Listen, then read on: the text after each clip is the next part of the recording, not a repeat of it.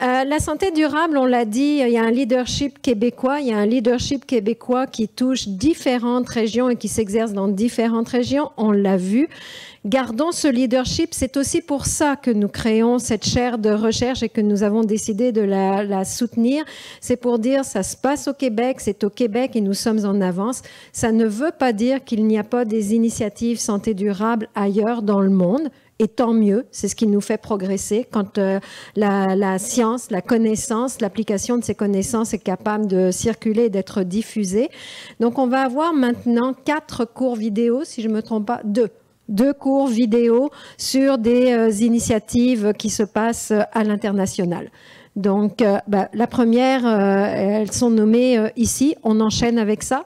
Je n'ai pas besoin de les introduire, vous allez le voir au fur et à mesure. Donc, la première, Jacques Cornus.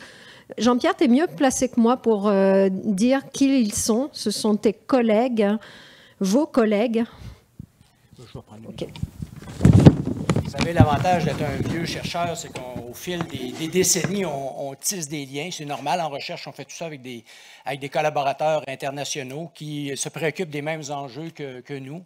Et donc, lorsqu'il est venu le temps de constituer un bureau aviseur international, bien, on a eu des appuis enthousiastes d'experts.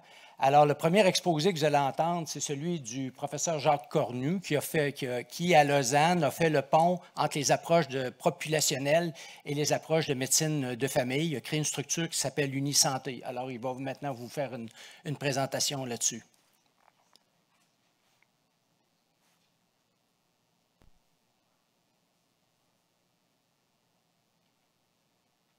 Bonjour, chers amis du Québec. Je remercie Jean-Pierre Després de m'avoir proposé de vous présenter en quinzaine de minutes environ notre centre Unisanté, le centre universitaire de médecine générale et santé publique. Je suis très honoré de faire partie de cette journée qui célèbre la création d'une chaire en santé durable. Et je crois que le pas qui a été fait ici, chez vous, au Québec, à l'Université de Laval, est très important. Et il fait écho à un développement que nous avons réalisé il y a quelques années, ici à Lausanne, en Suisse, que nous sommes en train de consolider. Donc l'objectif, effectivement, est de vous parler, de vous présenter en quelques minutes Unisanté, son origine, ses objectifs et quelques réalisations depuis le début de son existence, depuis 2019. Donc, dans les années 2017-2018, se sont concrétisées plusieurs volontés qui étaient de regrouper la médecine générale, la santé publique, la santé communautaire, la prévention des maladies, la promotion de la santé au travail, dans un centre universitaire, donc avec des missions d'enseignement et de recherche. Et nous avons décidé, après une courte réflexion, d'appeler ce centre médecine générale et santé publique pour bien montrer la complémentarité entre ces deux approches pour la santé d'une population et la santé des individus qui composent cette population. C'est le premier centre universitaire de ce type en Suisse et vous verrez que ce n'est pas le premier dans le monde occidental et que nous sommes justement à la recherche de centres qui s'approchent d'une autre et probablement Vitam et même très certainement en étroite convergence avec Unisanté et je me réjouis de savoir que ce que nous lançons aujourd'hui, cette discussion devrait déboucher sur des belles collaborations dans le futur. Donc pourquoi avons-nous fait Unisanté? Eh bien, je vais passer en quelques minutes avec vous le contexte général, la dynamique régionale. Vous verrez qu'on a une histoire commune qui facilite souvent les développements et quelques exemples internationaux.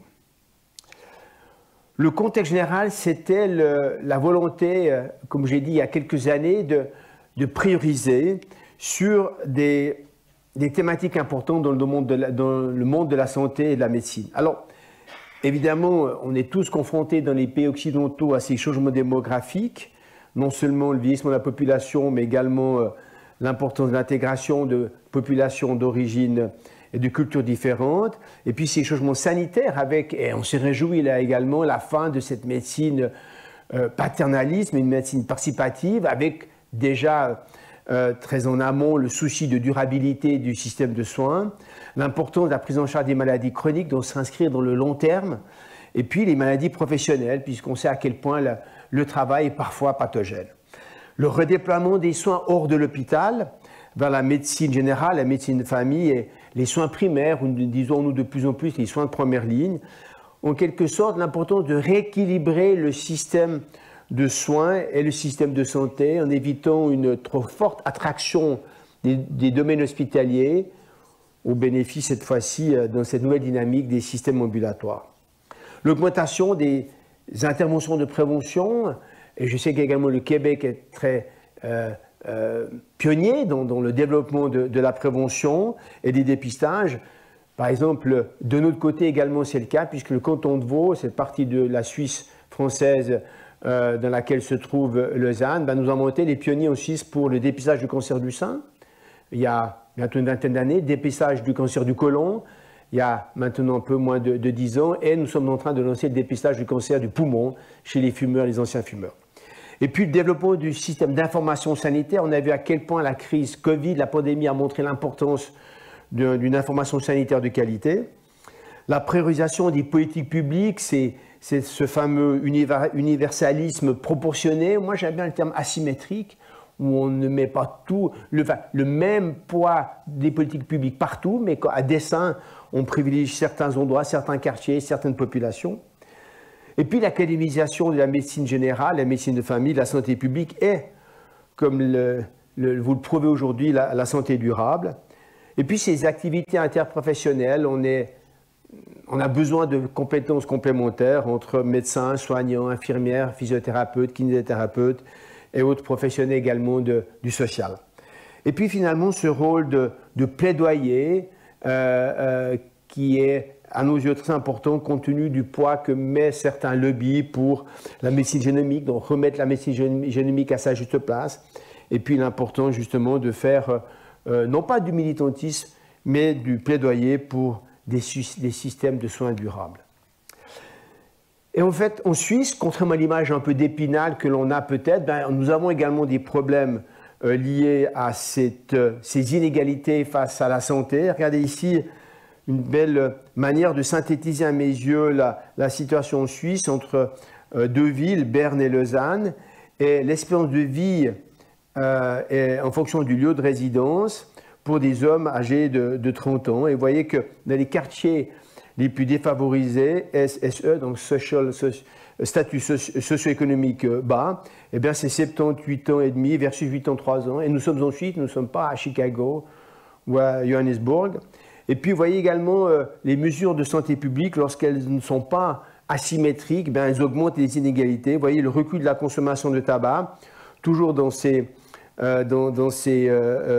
en Suisse, entre 1997 et 2012, certes, il y a une diminution de 5%, de 30 à 25%, mais ce recul était supérieur dans les populations à revenus élevés.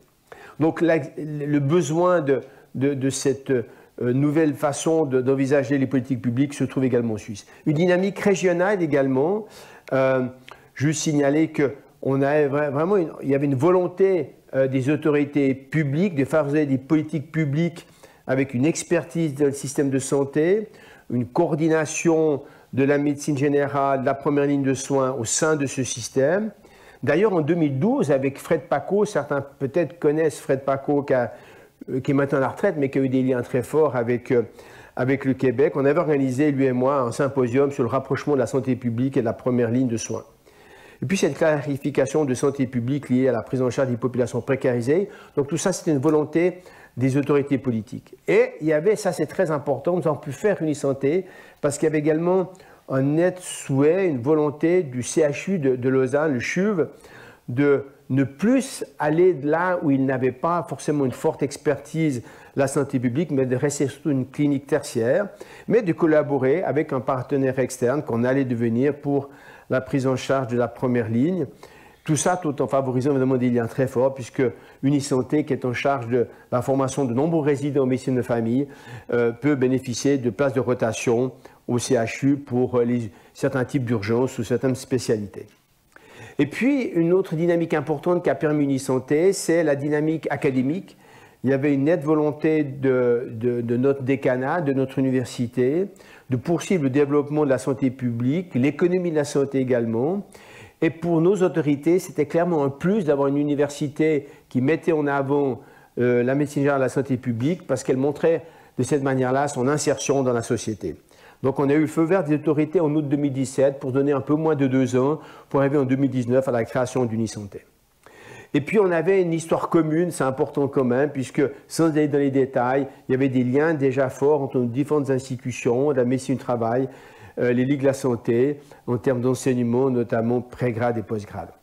Donc nous avons pu nous baser également sur des exemples étrangers. Là, je donne quelques exemples. L'exemple de Maastricht, vous connaissez peut-être cette université néerlandaise très innovante qui a mis, il y a une quinzaine d'années, la santé publique et la première ligne dans une même structure académique.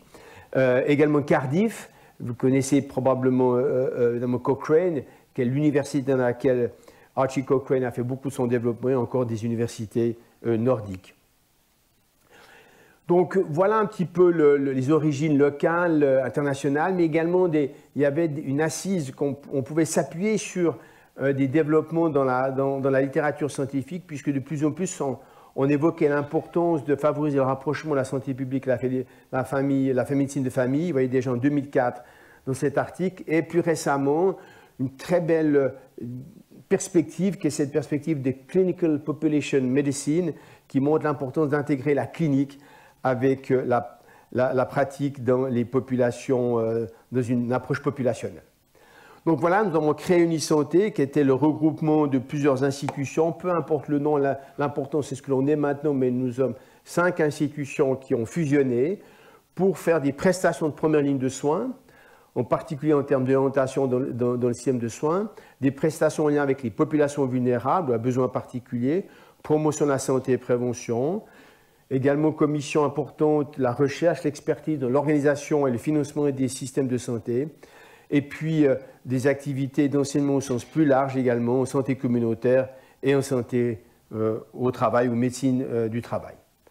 En quelques chiffres, notre institution, c'est environ un petit peu moins de 1000 collaborateurs. Les 3/4 sont dédiés aux soins, à la recherche, à l'enseignement, aux expertises, aux conseils. En gros pourcentage de personnes qui travaillent à temps partiel, c'est une tendance très forte, vous savez, dans nos nouvelles sociétés, avec du télétravail qui maintenant est probablement plus qu'à 20%, mais probablement autour des 30%. Compte tenu de nos activités de soins dans la population vaudoise, on a à peu près 300 000 contacts patients usagers, puisqu'on a également une pharmacie communautaire. Donc on voit que chaque année, l'institution a une responsabilité qui est engagée 300 000 fois. Avec un budget d'environ 140 millions de francs suisses. Un tiers, c'est la subvention qui vient soit de l'université, soit de la Direction générale de la santé. Les 2 tiers, c'est nos propres ressources. C'est notre système de financement qui vient via les assureurs maladie. Une grosse activité de recherche avec des études soutenues ici par le Fonds national de la recherche scientifique, l'acronyme FNRS, dont un nombre considérable sont vraiment localisés à Unisanté, avec également des expertises soutenues par des fondations externes, dont la Fondation Bodnar pour un montant très élevé de 7 millions qui s'intéresse au problème des états fébriles chez les enfants, les jeunes enfants en Afrique subtropicale. Et puis, en termes de soutien facultaire, nous avons la chance d'avoir à peu près 45-44 faculties, que ce soit des profs associés, des profs assistants, des profs titulaires, des chargés de cours, beaucoup de médecins généralistes, médecins de famille qui viennent à Unisanté enseigner la médecine de famille à nos étudiants. Nous avons à peu près la charge chaque année de nombreuses semaines de cours et d'enseignement en médecine de famille, notamment grâce à l'impulsion du professeur Nicolas Sen, qui était en charge du département de médecine de famille ici à Unisanté. Et puis nous sommes au milieu de notre plan stratégique 2020-2024, qui a été formalisé il y a maintenant donc un peu plus de 2 ans. Voilà un peu comme nous sommes constitués. Vous voyez Vous avez actuellement 6 départements, c'est ces fameuses colonnes bleues. Alors, ça laisse l'impression que nous travaillons en silo, mais pas du tout. C'est juste pour des points de vue organisationnels. Il faut mettre les gens quand même dans des structures avec donc un département épidémiologie et système de santé, département médecine de famille, département des polycliniques, département promotion de la santé et prévention, département santé, travail, environnement et département vulnérabilité et médecine sociale, avec une structure de direction assez classique. Et comme vous voyez, en dessus de moi, j'ai un conseil, comme un conseil de fondation, un conseil stratégique, avec des liens avec, de nouveau, la Direction générale de la santé et la faculté. Nous avons une vision, nous tenions à avoir une phrase qui synthétise pourquoi nous nous levons le matin. Eh bien, c'est pour promouvoir et améliorer la santé des personnes et des populations dans leur environnement, quel que soit leur statut socio-économique, par la prévention, des soins ambulatoires et des mesures de santé publique, ceci dans un cadre académique. Voilà notre vision, le phare qui nous éclaire. Juste un ou deux exemples pour la réalité du terrain. Donc, nous avons résumé dans un livre qui est sorti il y a un peu plus d'une année ce que nous avions fait pendant la crise Covid-19, pendant la pandémie, où on décrit les activités. Ça nous a permis de prendre un peu de recul par rapport à toute notre activité. Et vous voyez que c'est un livre qui décrit de manière assez succincte, avec des verbes pour montrer l'action d'Unisanté en termes de comment est-ce qu'on a vacciné, comment est-ce qu'on a soigné, comment est-ce qu'on a informé, etc. Vous voyez les différents mots-clés, ces verbes qui montrent sur le terrain ce que l'on a fait. Et concrètement, eh bien, ça signifie qu'on a en moins de 18 mois à peu près testé 80 000 personnes suspectes de Covid. On a pris en charge 60 000 patients malades ambulatoirement. On a eu la responsabilité médicale de la vaccination, une responsabilité du conseil scientifique de ce coin de la Suisse. Et on a eu le souci de former plusieurs centaines de professionnels, que ce soit pour le traçage, le contact tracing, les médecins de famille, les pharmaciens. Et on a développé des outils de monitorage de la pandémie avec plus de 8 millions de visites sur nos sites. Et tout ceci a permis de rendre hommage à toutes celles et ceux qui ont travaillé au front pendant la crise Covid. Et vous voyez ici, on avait le souci d'avoir à peu près un peu moins de 900 visages qui montraient notre implication et qui ont été mis dans ce livre. Et puis, on s'inscrit aussi dans les urgences d'adresser les questions tout en amont, celles qui sont importantes en termes de facteurs de risque. Et là, vous connaissez peut-être cette étude qui s'intéressait d'un point de vue populationnel. Les facteurs de risque expliquaient lorsqu'on avait eu le Covid ou la maladie Covid, le risque d'être hospitalisé en soins intensifs. Et quand on parle de la fraction attribuable populationnelle, eh bien, quand on prend le tabagisme, l'inactivité et le surpoids, l'obésité, on arrive à plus de 50% d'explications sur l'aggravation d'un Covid lorsqu'on a été infecté au préalable. Donc l'importance de changer les comportements pour diminuer le risque d'infection sévère. Donc voilà en quelques mots notre institution. Pour en savoir plus, nous avons publié un article dans le journal La médecine interne générale suisse il y a à peu près 2 ans. Vous pouvez retrouver la plupart des choses que je vous ai dites aujourd'hui. Et puis aussi une interview qui était importante à mes yeux, qui montrait qu'on doit développer des centres universitaires qui ne sont pas ceux qui prônent ou qui mettent en avant la médecine triomphante, mais des médecines plus simples, plus sobres. Mais Dieu sait qu'elles sont importantes pour le bien de la population et il faut aussi investir dans cette médecine de base. Voilà, quelques mots que je voulais vous dire aujourd'hui, le jour de votre inauguration. Je souhaite longue vie à Vitam, longue vie à cette chaire de santé durable. Je vous remercie de votre attention et nous serons toujours à disposition à Lausanne pour collaborer, travailler avec vos équipes au Québec, à Laval. Merci de votre attention. Merci, Jacques. Alors, on s'excuse, on sait qu'on a un petit peu de retard dans l'horaire, mais quand vous entendez un tel exposé, vous voyez à quel point cette vision de travailler avec les communautés, de descendre sur les terrains, lorsqu'il se parlait finalement d'environnements qui sont asymétriques, Alors, on ne peut pas arriver avec une recette toute faite. Et donc, le professeur Cornu a accepté de siéger sur le bureau international de cette chaire.